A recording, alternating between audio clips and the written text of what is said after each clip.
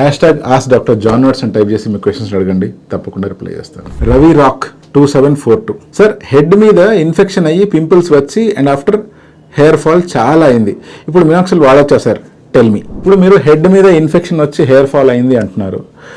అది కనుక simple fungal infection అంటే డాండ్రఫ్ లాంటి సింపుల్ ఫంగల్ ఇన్ఫెక్షన్ అనుకోండి, ఆ ఫాల్ అవుతున్న హెయిర్ కంప్లీట్గా ఫాల్ కాకుండా పై నుంచే ఫాల్ అయిపోతాయి. అంటే రూట్స్ నుంచి దానికి ఉన్న స్టెమ్ సెల్స్ నుంచి ఫాల్ కాకుండా పైన హెయిర్ మాత్రమే ఫాల్ అవుతాయి, కాబట్టి మళ్ళీ కొత్త హెయిర్ ఈజీగా మొలుస్తుంది. అలా కాకుండా మీకు బ్యాక్టీరియల్ ఇన్ఫెక్షన్ వచ్చింది అనుకోండి.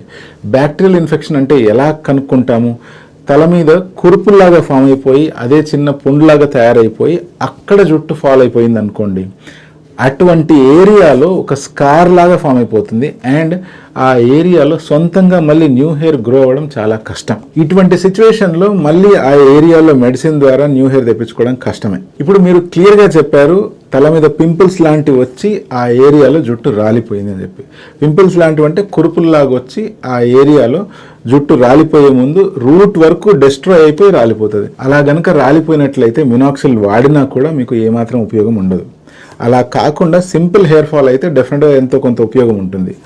ఒకవేళ ఇలా పింపుల్స్ వచ్చి జుట్టు రాలిపోయి అక్కడక్కడ గ్యాప్స్ ఫామ్ అయిపోయాయి అనుకోండి, మీరు మీ చుట్టుపక్కల జుట్టుని ప్రాపర్గా గ్రో చేసుకొని కవర్ చేసుకోనికి ట్రై చేయాలి. ఒకవేళ కవర్ అయినట్లయితే ఉండే జుట్టును కాపాడుకునే ప్రయత్నం చేస్తూ ఉండాలి. అలా కాకుండా ఏం చేసినా కూడా కవర్ అవ్వట్లేదు అంటే ఆ ఏరియాలో హెయిర్ ట్రాన్స్ప్లాంటేషన్ చేస్తే అంతో ఇంతో కొంచెం గ్రోత్ వచ్చే అవకాశం ఉంటుంది. బట్ మళ్ళీ పింపుల్స్ రావు అన్న గ్యారంటీ లేదు. కాబట్టి ఒకవేళ మీకే కనుక ఆ పింపుల్స్ ఫామ్ అవుతూ ఉన్నట్లయితే వాటికి పస్ కల్చర్ చేపించి ఎటువంటి బ్యాక్టీరియా వల్ల ఇవి వస్తున్నాయి అనే దాన్ని నిర్ధారించుకొని దానికి కరెక్ట్గా పనిచేసే యాంటీబయాటిక్ని ప్రాపర్గా వాడినట్లయితే డెఫినెట్గా మళ్ళీ పింపుల్స్ రాకుండా కాపాడుకోవచ్చు.